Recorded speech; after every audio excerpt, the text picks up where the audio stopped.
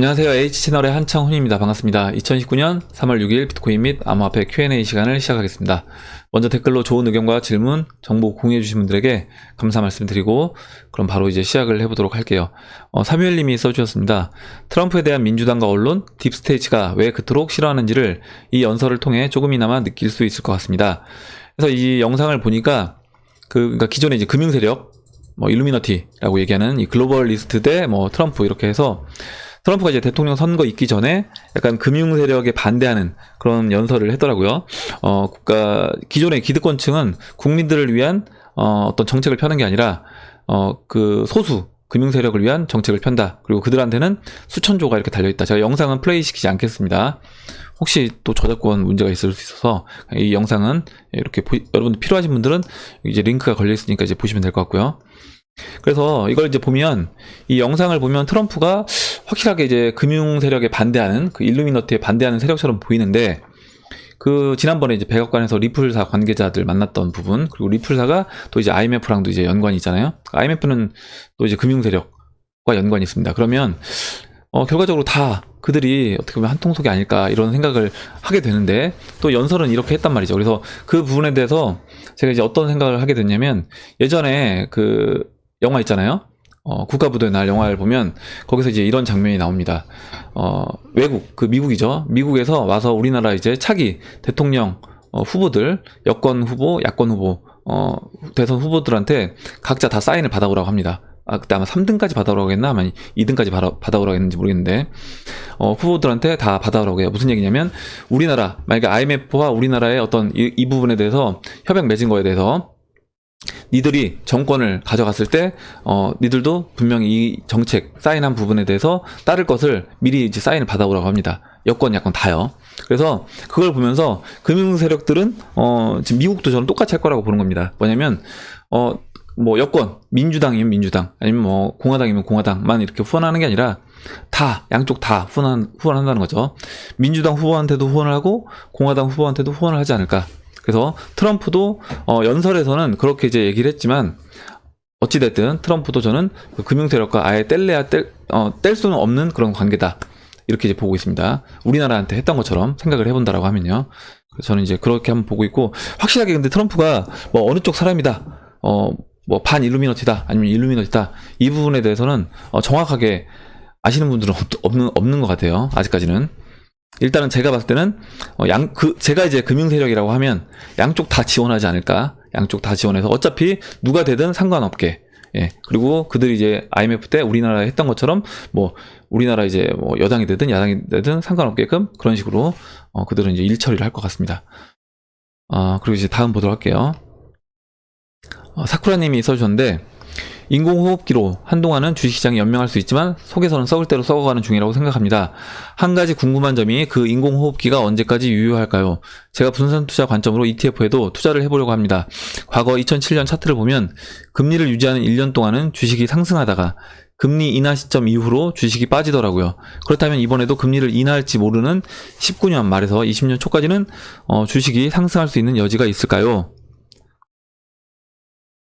예, 이렇게 이제 써주셨는데, 보면, 일단, 상승할 수도 있습니다. 제가 이제, 차트 설명, 가끔 이제 상해지수, 그리고 우리나라 코스피, 다우지수 이렇게 설명드릴 때 보면, 우리나라도 좀 더 상승할 수 있다.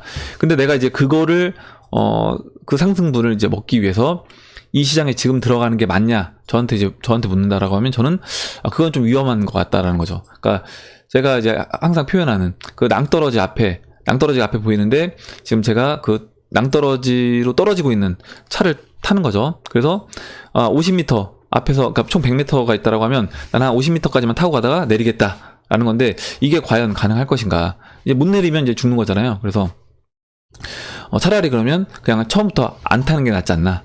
처음부터 타지 않는 게 저는 맞다라고 봅니다. 예, 제 개인적인 생각에는.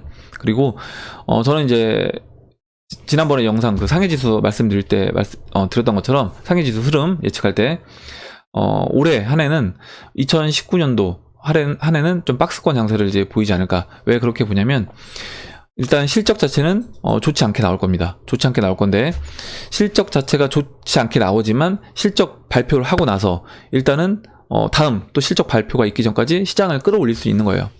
끌어올리면서 또 이제 반등시켜놓고 또 죽이고요. 실적 발표하면 안 좋게 나오면 또 꼬꾸라지고 또 올리면서 죽이고 이런 식으로 반복한다. 그렇게 하다가 막상 이제 금리 인하를 할 시점부터는 본격적으로 인하하기 직전에는 본격적으로 저는 크게 하락이 나올 거다라고 보고 있습니다. 근데 그게 어느 타이밍이 될지 모르기 때문에 사실 뭐 상반기 6월 달부터 본격적으로 뺄지 아니면 뭐 9월 달부터 뺄지 뭐 12월 다 연말까지 가서 뺄지 모르기 때문에 미리 내가 거기서 일정 부분 상승분을 먹기 위해서 들어간다 라기보다는 차라리 그냥 지금 전체적으로 다 전반적으로 저평가되어 있는 암호화폐 시장에 저는 투자하는 게 맞지 않나 이렇게 생각을 합니다. 네. 이렇게 이제 드리고 설명드리고 넘어가도록 할게요. 다음으로 이제 제이팡님이 써주셨는데 그 네이선 팡님 댓글을 못 찾아서 여기 이제 써주셨다고 했고, 미국에 사는데 이제 코인베이스와 코인베이스 프로 둘 다 거래가 가능하다. 그리고 최근부터 이제 구입이 가능해졌대요. 아마 이제 리플 XRP 얘기하시는 것 같아요. 그래서 그 방법은 코인베이스 앱을 클릭하고 뭐 프라이스 밑으로 내려서 클릭 뷰 올 에셋 이렇게 한 다음에 어베일러블 온 코인베이스 보시면 XRP가 있어서 그걸 누르면 달러로 거래가 가능하다. 이렇게 얘기를 해주셨습니다. 그리고 참고로 이제 지금 서부 쪽에 살고 계시대요. 예, 서부 쪽에 살고 계시고, 이쪽은 동부보다는 거래 제재가, 그 네이선 팡님보다는 없는 것 같다라고 얘기해 주셨고, 바이낸스에서도 카드 거래가 되는 것 같다. 문제는 이제 말씀한 것, 제가 이제 얘기한 것처럼 수수료가 이제 너무 비싸다. 카드로 이제 거래를 했을 때는요. 코인베이스도 수수료가 비싸서 제가 바이낸스 카드 거래랑 비교해 봤는데, 그래도 코인베이스 거래가, 수수료가 싸다. 그러니까 카드 수수료는 비추라는 거죠. 카드로 이제 거래하는 거는. 이렇게 이제 얘기를 해주셨습니다. 예, 그 외국에서 이제 미국에서 거래하시는 분들은 참고하시면 될 것 같아요. 예, 그리고 이제 마인코로지아님이 리플 작년부터 1250원부터 계속 매수해서 2억 5천만 원이 지금 약 4천만 원 정도 남으셨다고 아마 예, 이렇게 남으셨다고 했는데, 그러면 거의 이제 한 5분의 1 토막 정도 나신 거죠. 그러면 만약에 리플만 사고 계시다고 하면 지금 이제 5분의 1 토막 난 거니까 여기서 이제 5배, 그러면 지금 리플 가격이 한 300원이니까 아마 1250원부터 매수하셨다고 했잖아요. 그러면 1500원 넘어가면 이제 수익인 건데, 제가 봤을 때는 사실 그 2018년도 그때 작년에 9월 달에 막 반등할 때 그때 이제 900원까지 올라왔습니다. 그래서 아마 그 정도 가격, 지금 얘기하셨던 그 정도 가격은 저는 충분히 뭐 올해 안에도 가능하지 않을까, 제 생각에는 개인적으로 봤을 때 그렇게 이제 한번 예상을 해봅니다.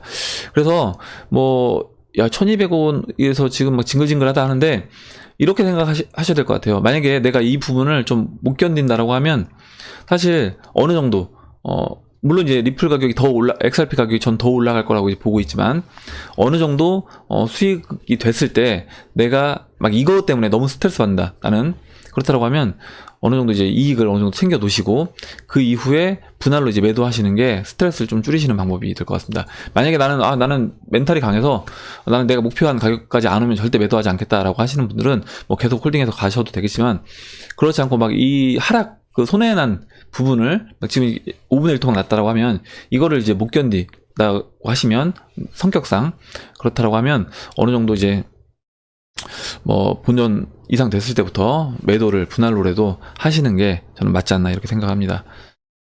그래서 이제 목표가를 정확하게 정해 놓고 하시는 게 중요해요.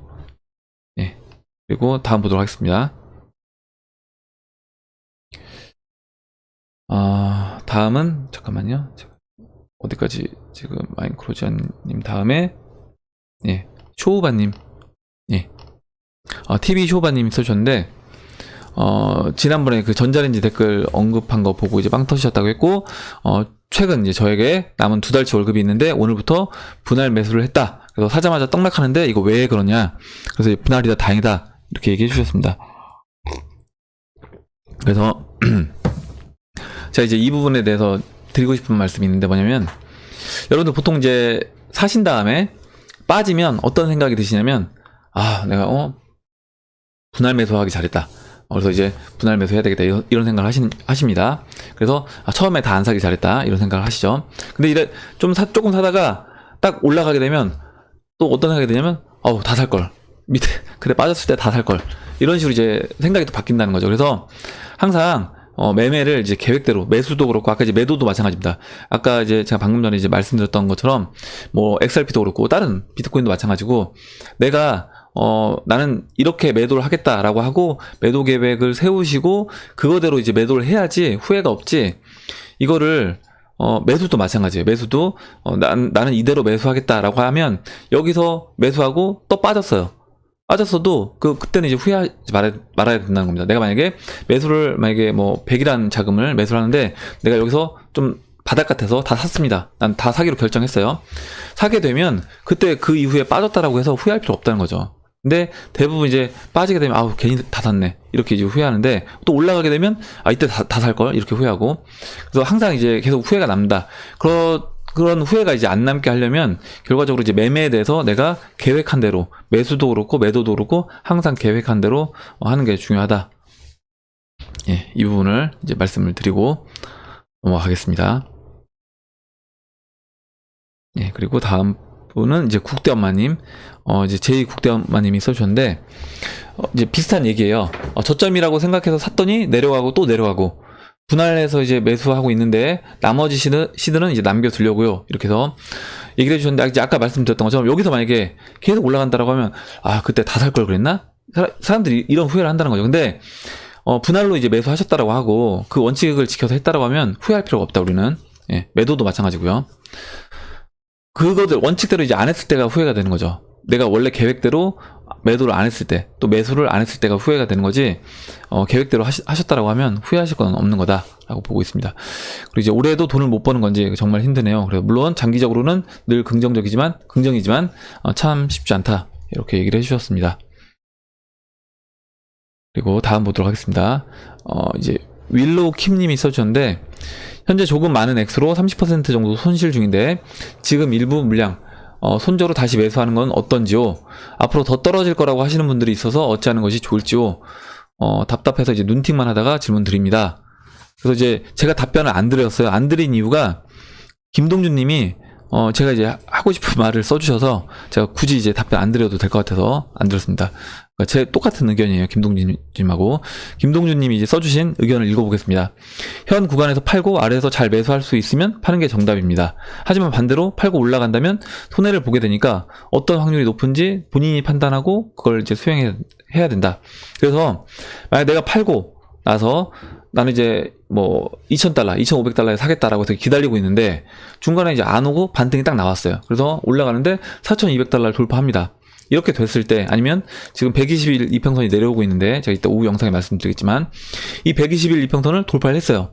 그럼 내가 이때 다시 따라 들어가서 나는 뭐 예를 들어서 3,500달러에 팔았는데 3,700달러 넘어가서 다시 이거 사야 되나? 그럼 내가 오히려 손해를 보는 건데, 이 부분에 대해서 내가 기계적으로 손해를 보더라도 그 매매를 트레이딩을 할 수 있으면 하시면 되는 거고요.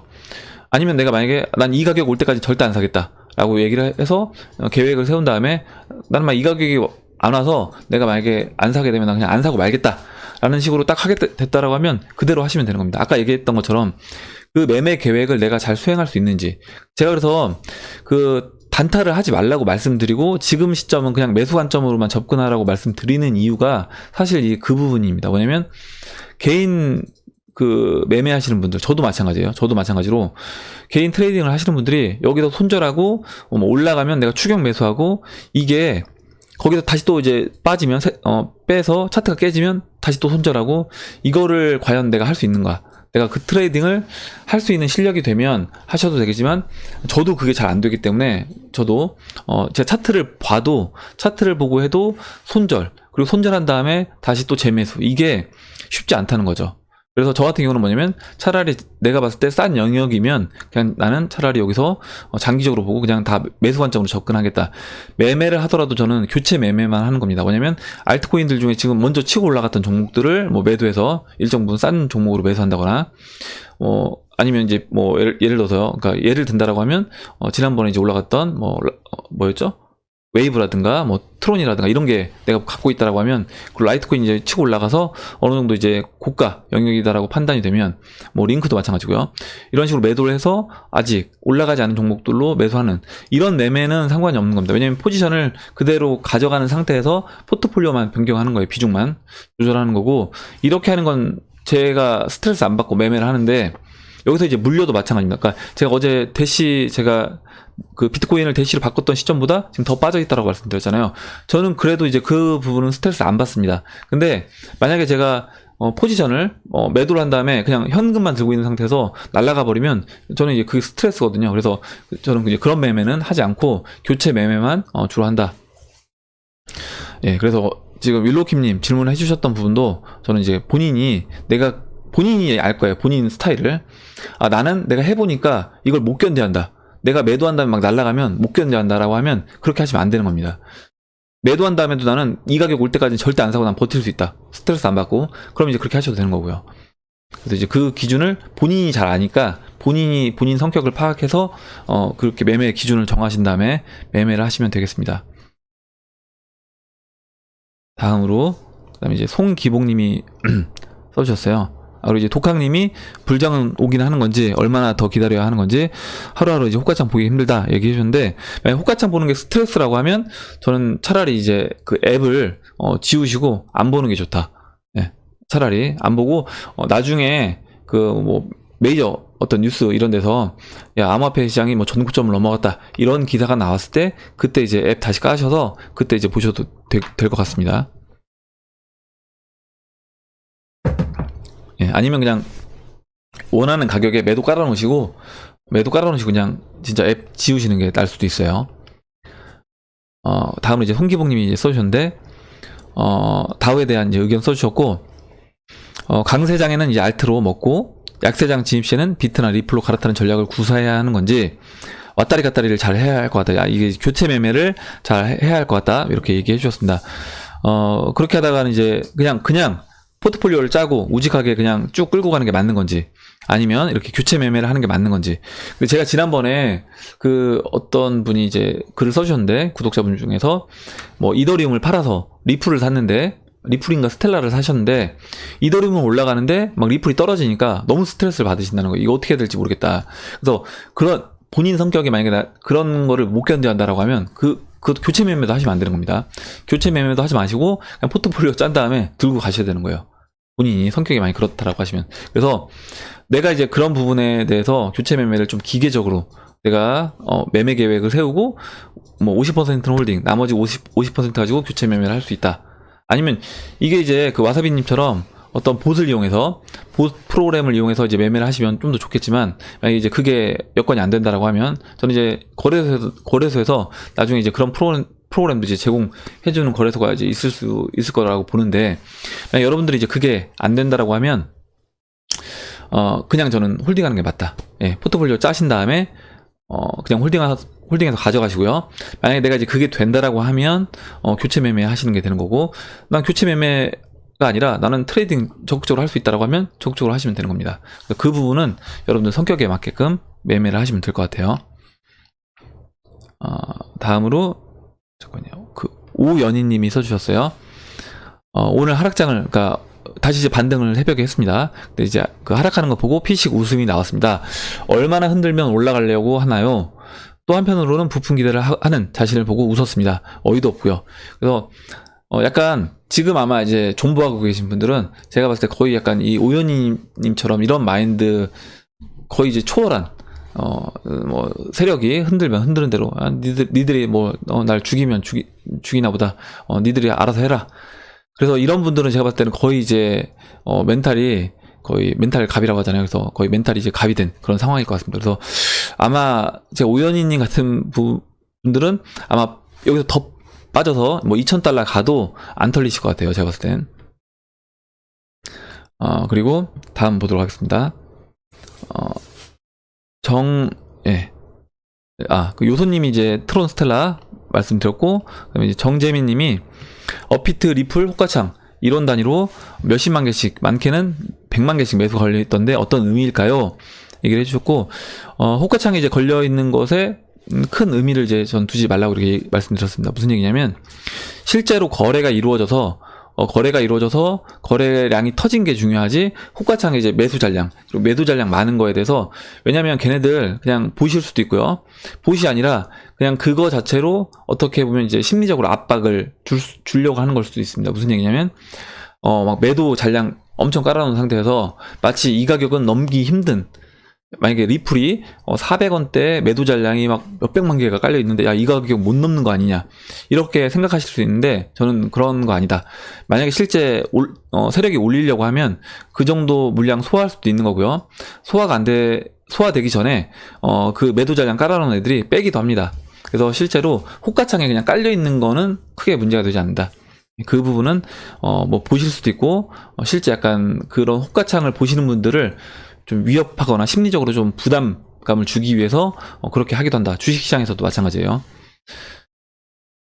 네, 이렇게 설명드리고 다음 넘어가도록 하겠습니다. 네. 그리고 이제 BTW 저스틴 님이 써주셨어요. 얼마 전 캐나다 거래소 대표가 죽고 콜드월렛에 코인이 없었다는 게 밝혀지고 자작극이란 얘기가 있던데, 이걸로 인해 지난 거래소 해킹 사건처럼 폭락의 이유가 될 수 있다고 보시나요? 라고 얘기해 주셨고, 아마 이게 는넌데 너는님 같아요. 너는님이 세력이 가격 움직이고 갖다 붙이면 이유가 됩니다.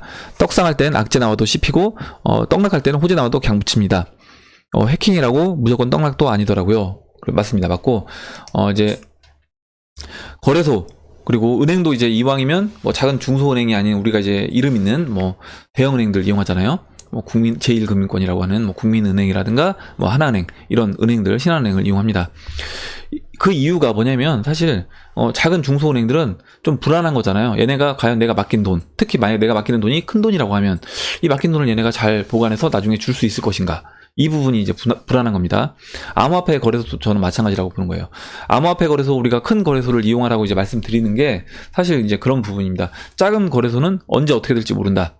그리고 얘네가 언제 문제를 일으킬지 모르고, 또 개인 간에 뭐 보면 그 은행들, 중소은행들에서도 보면 뭐였죠? 그게 뭐 흔히 얘기하는 은행들, 중소은행들 중에 그 안에 있는 은행 뭐 내부 직원이 돈을 들고 이제 튀었다. 뭐 거기서 담당하는 직원들이 횡령 사건 이런 거 있습니다. 그래서 그런 것처럼 암호화폐 거래소도 작은 거래소에서 그런 이제 이슈가 나오는 거고, 캐나다 거래소가 있었고, 제가 이제 어제 우리나라 국내 거래소에서도 지금 이런 또 이슈가 나왔습니다. 예, 그 국내 거래소인데 공지를 했어요. 지금 일단 캐나다, 아마 여러분들 제가 지난번에 이제 뉴스 시간에 이제 말씀드렸던 건데, 쿼드리가 CX라는 제랄드 코튼 대표가 12월 인도에서 지병인 뭐 크론병 합병증으로 사망한 것으로 알려졌다라고 얘기를 했고, 이 감사법인, 그 어제 제가 그 법인 얘기 드렸던 언스텐영, 뭐 영국에 이제 두고 있는 27만 명 직원을 두고 있는 세 번째 모니터링 보고서에 따르면, 언스텐영은 쿼드리가 CX 거래소가 사용했던 비트코인 콜드월렛 6개를 발견했고, 이 중 1개는 최근까지 회사의 핫 월렛과 비트코인 거래 용도로 쓰였으며 나머지 5개 지갑에는 비트코인이 전혀 없다 라고 얘기를 했습니다. 그래서 콜드월렛이 비어져 있다는 거예요.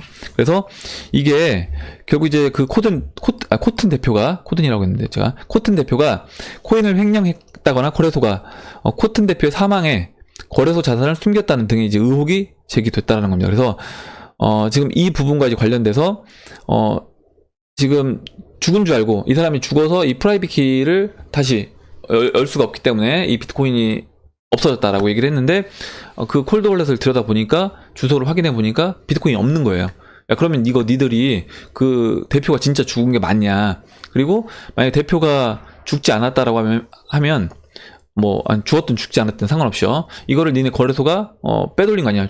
대표가 죽은 이후에 니들이 이거 빼돌린 다음에 대표가 그 키를 갖고 있어서 우리 모른다, 이런 식으로 지금 하고 있는 거 아니냐, 조사를 하고 있는 중이라는 겁니다. 그래서 이 부분에서 이제 보면 지금 우리나라 국내 거래소에서 그냥 제가 여기 기사에 나왔으니까 그대로 읽을게요. 탑비트가 대표가 사망한 것으로 추정된다는 공지를 올려서 탑비트에서 출시한 TV 코인이 99% 이제 급락을 했다라는 겁니다. 투자자들이 이제 큰 손해를 볼 수밖에 없다, 이렇게 됐고, 지금 보면 그 탑비트 대표가 자살로 추정이 된다는 거예요. 김모 대표가 4일 오후 5시경 자살한 것으로 추정된다. 그러니까 추정이 되는 거예요. 이것도 되게 웃긴 게, 자살한 것이 아니다, 자살한 것으로 추정이 되고 있다, 이렇게 얘기를 했고, 문자를 통해 투자 유치에 실패해서 자살한다, 미안하다, 이렇게 이제 유서를 보내왔다라는 겁니다. 그래서 이 부분에 대해서 굉장히 이제 의심스럽고, 이 TB는 탑비트가 서비스를 접으면서 사실상 이제 거래할 수가, 왜냐면 거래소 코인이다 보니까, 그래서 이제 그 거래소 코인이 급락하면서 한 개당 0.5원의 거래가 되는 등 99% 이제 급락을 했대요.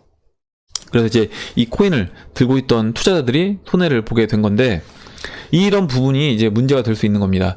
실제 이 사람이 죽지 않았는지, 이 부분도 이제 확인하기가 또 쉽지 않고, 만약에 죽었다라고 하더라도 이게, 먼저 빼돌린 상태에서 진짜, 어떻게 보면 자살을 한 건지, 이 부분을 이제 확인하기가 쉽지 않기 때문에, 아니면은 자신들 거래소 코인들 발행해서, 이더리움이라든가 이제 비트로 받았을 거 아니에요. 받은 상태에서 그것들 다 돈을 빼돌리고 나서, 이더리움 비트 받은 거 다 빼돌리고 나서, 그 다음에 자신들 거래소 코인 시총이 이제 있어서 그걸 이제 유지를 해줘야 되는데, 그거에 대해서 이렇게 날라버리면 이런 식으로 그냥 투자자들만 손해를 볼 수 있는 그런 일이 벌어질 수 있는 겁니다. 그래서 되도록이면 거래소는 좀 믿을 수 있는 거래소를 이용하시고, 트레이딩을 하시는 게 아니라고 하면 본인 개인 지갑에 콜드월렛에 넣어서 이제 보관하시는 게 좋고, 트레이딩을 하더라도 좀 믿을 수 있는 대형 기관이라든가 아니면 대형 회사가, 대기업이 인수해서 자회사로 갖고 있는, 카카오의 이제 두나무가 자회사로 갖고 있는 업빗이라든가 아니면 코빗이라든가 코인원이라든가 이런 대형 거래소를, 국내 거래소라고 얘기한다라고 하면요, 빗썸이라든가 이런 거래소를 이용을 하시는 게, 매매를 하실 때 이용하시는 게 전 좋겠다라는 부분을 말씀을 드리겠습니다. 아무튼 이제 거래소가 워낙 많아지다 보니까 좀 이렇게 중소 거래소 이용하실 때는 조심을 하셔야 될 것 같아요. 그리고 다음 보도록 하겠습니다.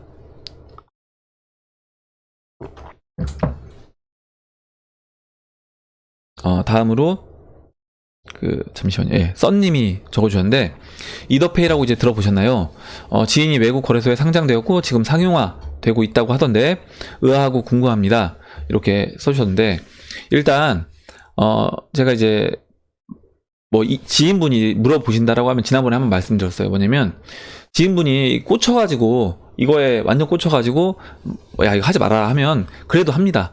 그래서 투자에 대한 조언 해주는 거는 사실 좀 어려운 부분이 있고, 만약에 근데 그 지인이 우리 가족이다, 그럼 이건 말려야 되잖아요. 그러면 그럴 경우에는 어떻게 하냐, 그때는 만약에 우리 어머니가 이더페이에 꽂혀서 이걸 하신다라고 하면, 저 같으면, 그러면 예를 들어 엄마가 100이다, 어머니가 100이라는 돈을 투자하신다라고 하면 100에서 한 70 정도는 제가 말씀드리는 비트코인이라든가 이더리움, 리플 이거 사시고, 나머지 30만 원하시는 거, 진짜 그거 진짜 좋다라고 생각하시는 거 그거 하셔라, 이렇게 하시고 그거를 좀 관리를 해드리는 게 맞지 않나. 물론 이제 다른 이제 가족분처럼 친한 지인이 아니라고 하면, 가족 친지가 아니라고 하면 제가 봤을 때는 그냥 이거를 언급을 하는 게 사실 쉽지 않습니다. 왜냐면 이게 투자를 했는데 실질적으로 펌핑이 나와서, 아무리 이제 스캠 코인이라고 하더라도 펌핑 나와서 올라가는 경우가 있어요. 막 10배, 20배 납니다. 그러면 그분들이 너 얘기 듣고 내가 이거 안 해가지고 나 10배 먹을 수 있었는데 못 먹었잖아, 이런 식으로 이제 원망을 한다는 거죠.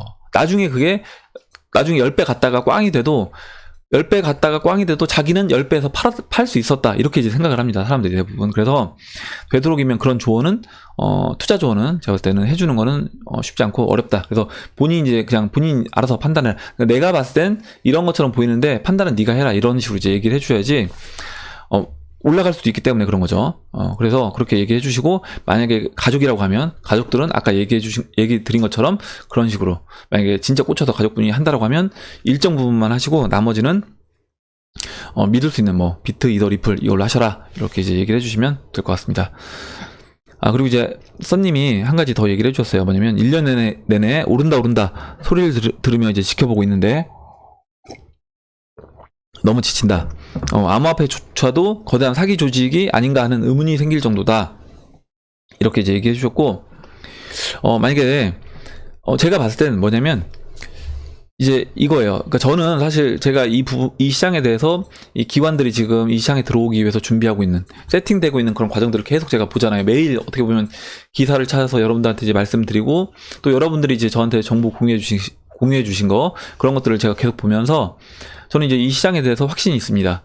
확신이 있는데, 만약에 여러분들이 확신이 없다라고 하면 사실 이런 의심이 들 수 있는 거예요. 이런 의심이 들 수 있는 거고, 여러분들이 의심이 든다라고 하면 아마 한번 생각해 보세요. 바깥에 있는 이런 뉴스들을 접하지 않는 대중들 입장에서 봤을 때는, 대중들은 사실 그 대중매체, 뭐 지난번에 뭐였죠? 그것이 알고 싶다라든가 뭐 추정 60분 해서 하는 그런 암호화폐 관련된 기사들만 접할 수 있습니다. 거의 우리가 이제 접하는 기사들은 암호화폐 어떻게 보면 전문성을 띈 이 영역에 특화된 그런 기사들이 대부분이기 때문에 대중들은 사실 이런 기사들을 찾아보지도 않아요. 그렇다라고 하면 그 사람들이 봤을 때 지금 이 암호화폐, 우리가 투자하고 있는 비트코인, 이더리움, 리플도 사실 뭐 이더페이나 이더리움이나 이름이 비슷하잖아요.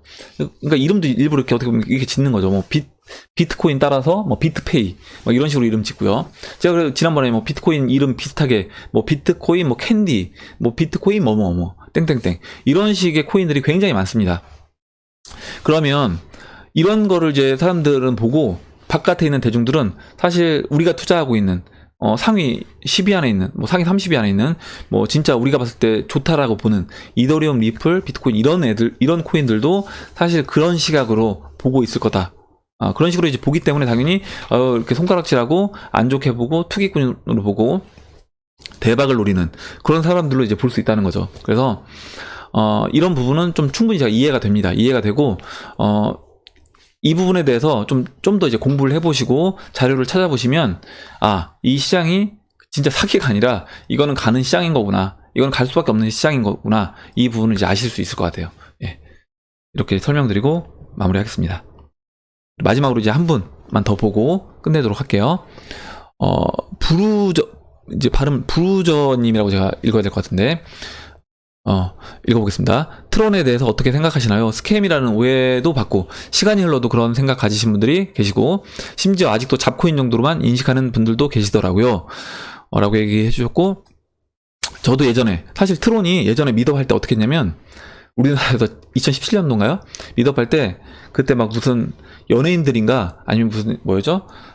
그런 여성분들, 예쁜 여성분들, 젊은 여성분들을 막 이렇게 미드업에 세워서 했습니다. 그래서 그거 보면서 너무 사기 같은 거예요. 이게 무슨 엔터테인먼트 이런 코인이라고 하면서 막 약간 그 여성분들을 제가 이용해서 하는 것 같이 느껴졌어요. 저는 이거 그래서 뭔가 좀 냄새가 난다. 저는 그때 안 좋게 봤습니다. 저도 스캠처럼 봤는데, 근데 이제 보면 요즘 이제 트론 그 댐 늘어나는 거, 그리고 비트토렌트 인수하는 거 이렇게 보면서 이거 완전히 뭐 이게 물론 나중에 미래에 어떻게 될지는 모르는 거죠. 아무리 개발을 잘 하려고 하다가도 실제로 안 될 수 있는 거고, 또 다른 어떤 더 뛰어난 경쟁자가 시장을 다 잠식할 수도 있는 겁니다. 만약 이오스가 시장을 다 먹어서 트론이 설 자리가 없을 수도 있는 거잖아요.